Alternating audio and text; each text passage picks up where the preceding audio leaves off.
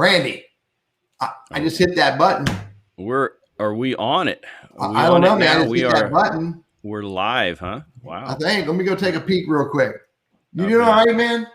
Yeah, I'm going to check our Facebook page and not seeing it there yet. And if I go to LinkedIn. There we are. Hit the refreshy. All right. So. Notification on LinkedIn. All right. Uh-oh. Notification on LinkedIn. Mm-hmm. Oh, I hate it. Here we are. There it is, live on LinkedIn. It just took a little longer for it to get there. All right. So, did you have a decent weekend? I did. I watched a little bit of golf. Old timers rock, Teddy. Let me tell you, man. I don't watch a lot of golf, Randy, but that freaked me out when 16 million people chased that man down to the 18th hole. No. In fact, Koepka had a knee operation a while back, and he got jarred pretty well coming down that fairway. Yeah. And suffered a little more pain. But again, that was what a great moment that was to see 50-year-old compete with some of these young bucks that can hit it a mile and are into the nutrition and you name it. And a 50-year-old golfer. Now, he's been there and done it before, so it's not new to him. But to perform on that stage consistently over that 4-day period, that takes some nerves, it takes some endurance, it takes skill, it takes a lot of qualities that I think we all value in our work if we really think about it. So we're going to talk about that a little bit. Let's introduce ourselves. Teddy, tell us folks who you are. I'm gonna say I was gonna be something a little different today. I was gonna try to be something a little different today. That was scaring me just thinking of it. Hey everybody, this is Teddy Burriss. It's 12 noon on Monday. I'm a social media strategist. My purpose is helping people master the use of LinkedIn as a business tool. But I got a side hustle that really is voluntary work that I truly love doing, and that's showing up and helping people in career search figure out how to do that. So, Randy, introduce yourself. Yeah, Randy Wooden with Goodwill Industries of Northwest North Carolina. We're based here in Winston-Salem, reporting from the man cave. And I run our professional center. So if you happen to be in a job search or you know somebody that might be, and perhaps they have a degree, or maybe you've been in a salaried role, leadership role, that kind of a thing, that's my program. That's the folks that I help. Very often the ones that are watching us on LinkedIn, as an example. We're free, so reach out to me. Happy to try to help. I've got a story, Teddy. A couple of them, actually. I kind of weave it in here together. Now, we're getting somebody who said they can't hear us. Uh-oh. So I wonder. Can you hear me? I hear you just fine, Teddy. So is that on Facebook they can't hear us? I mean, you got to hit that little button that says. LinkedIn, I think it is. I think Sherry said she was having a hard time hearing us. So I'll go bring it up and see if I can hear it. Yeah. So the story is twofold. One is, as you know, I write a column in the Sunday paper. Every other Sunday it appears in the Winston-Salem Journal. And, you know, what are we going to write about this time, Randy? So it gets to be one of those things. And, you know, I've been doing this thing for 10 years plus. And never once did I talk about my sand building excursion, and which is coming up actually Memorial Day that week. So not this week, but next week. And I tied that into teamwork and how when we get 5, 6, 7, 8 people together, each has a primary role to play, but yet, we're not above or below chipping in and helping. And the end result is that we create something that's a whole lot bigger and better and more intricate than if we were to do it ourselves. And as you think about it from an interview standpoint, if you can talk about being a team player and cite examples of that, I think that'll go a long way toward winning the employer over. And the second story deals with Phil Mickelson, because let's face it, all of us, the two of us, would qualify for the senior store as Phil Mickelson would, and did. In fact, he won his first 2 times out. So here you throw him in the mix with all these guys that are in their 20s, 30s, and some in their 40s. But this is a major tournament. This attracts the big names, the top players, and to consistently perform well enough to not just compete but to win on that stage at age 50. Mm-hmm. Think of all the preparation that went into that. And all we see is the end result, and the ball looks great and it goes great. And for anybody who's ever played golf, that ain't how it happens. It doesn't happen by luck. But it took dedication, it took hard work, and it also took mental toughness and execution. A lot of good qualities that we can see parallels with as we perform our job. So that's kind of my story. Hats off to Phil. Yeah. And looking forward to building more and bigger and higher sandcastles next week. Yeah.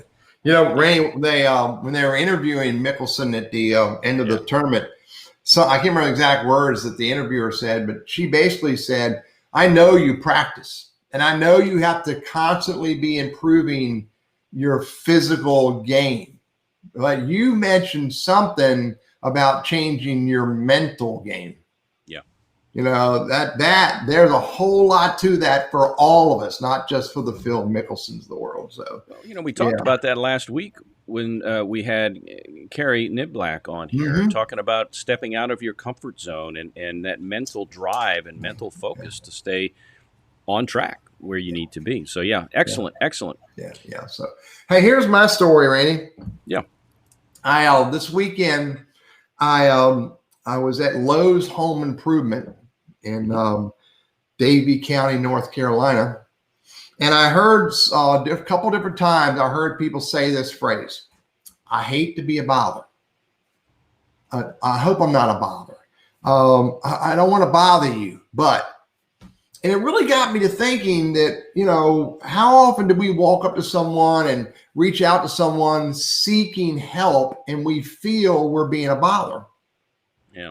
And maybe some do feel that, maybe some should feel that. But my point of the story is you need to get to a point where you're reaching out for help and you're striving not to be a bother. And one way you can do that is if you as well are open to helping others.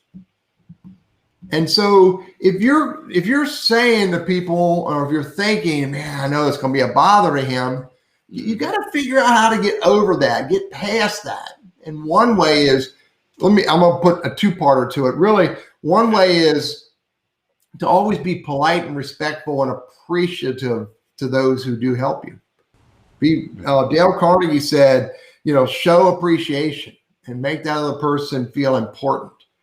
And the second part is be open to helping others, because when you help others, you're going to find the help you need, and you're going to find the doors open for people to help you. The phrase, I hate to be a bother, really got me thinking. I bet it gets most of us thinking. So that's my story today, Randy. Yeah, the I hate to be a bother. I've heard that many times over the years. In fact, in my job, even here with Goodwill, and I'm being paid to do this, right? So I hate to bother you. And I said, well, no, it's my job. I'm happy to. I wouldn't be here if I didn't enjoy helping. And so I get that. And that's something I think sometimes just the whole deference thing. We just feel like I'm imposing on someone, and we don't want to be that bother and that pest and all of that. So I get that, and it makes sense. Hey, we've got a really good. How did Ed Sullivan? A really good show this week. We have a marvelous guest this week. Actually, Carolyn Rhodes is going to join us. She's a consultant in the diversity, equity, and inclusion space. And while I'm sure we'll touch on that to some extent, the primary focus of our show on Wednesday at noon, 11:55. Yep. Right. Join 11:55 for a little behind the scenes. We're going to talk about biases. They exist.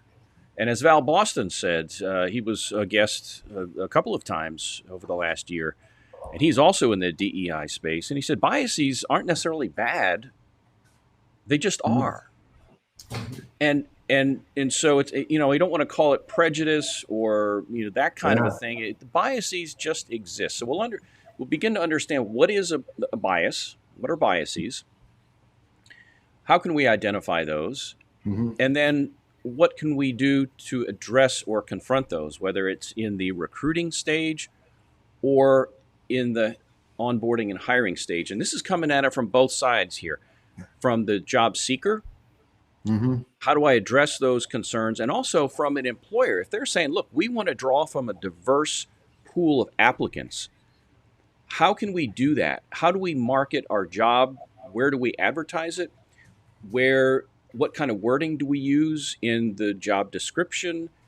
What kind of requirements are going to be necessary to attract people who can do the job, but they may not have a PhD, if you get what I'm saying. But how do we attract and really source talent that is more perhaps diverse than we otherwise would? So we're going to cover that in some good detail. Carolyn Rhodes will join us on Wednesday, and be sure to register so you can take part in that conversation. So that'll be Wednesday, the 26th of May. Yep. How about that? That's going to be good. It's going to be a good show. I'll tell you, Randy, I hope you and I can keep this run going, man. We are constantly, every week, finding really, really good people.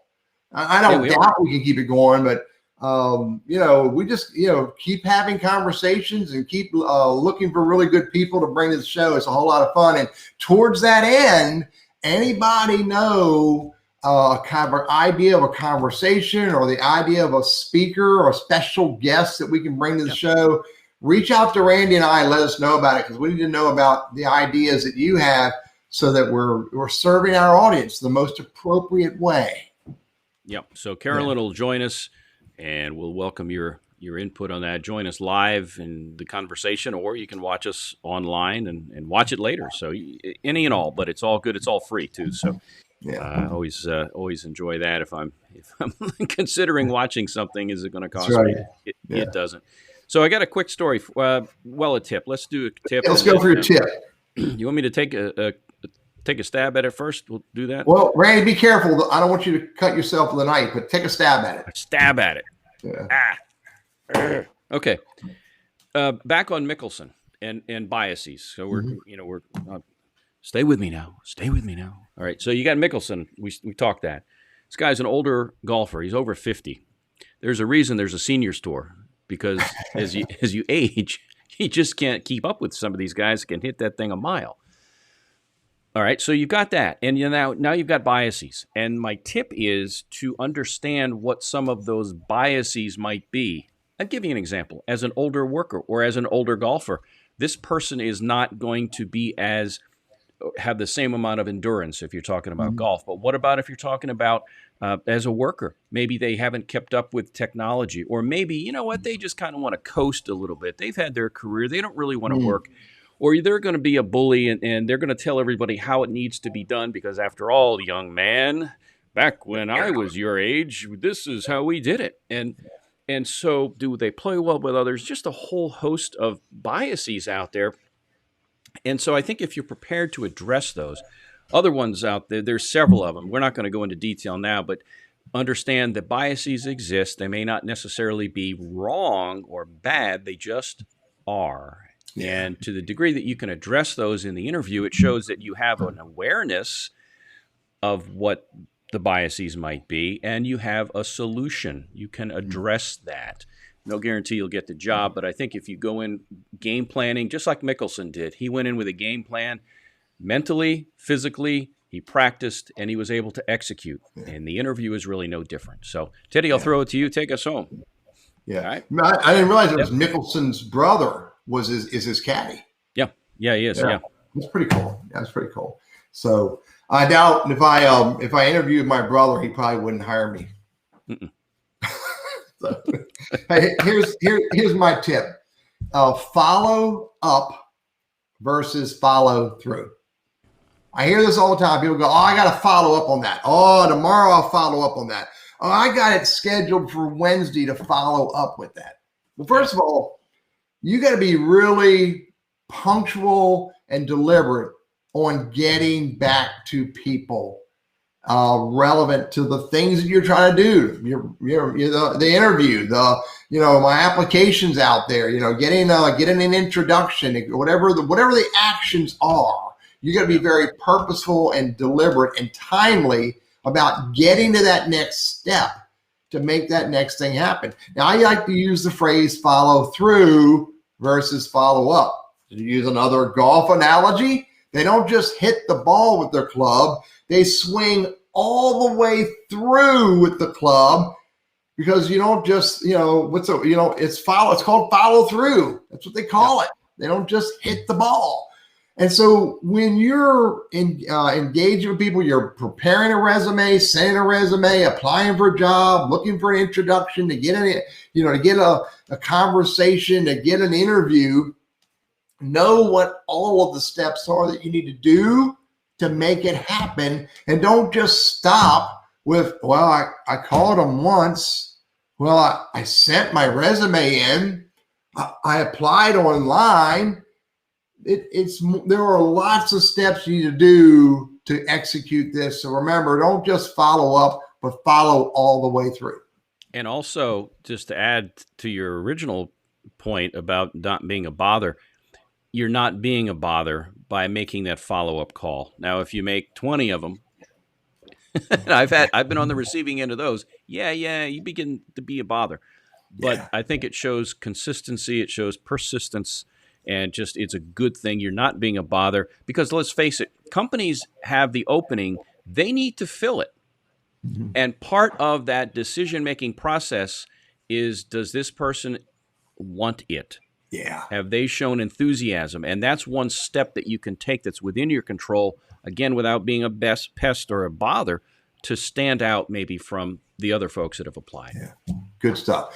All right, man. We went over by a minute and a half today. So I will see you at 11:55 on Wednesday, and hope everybody else joins us. Carolyn Rhodes will be our guest. We'll see you then. All right.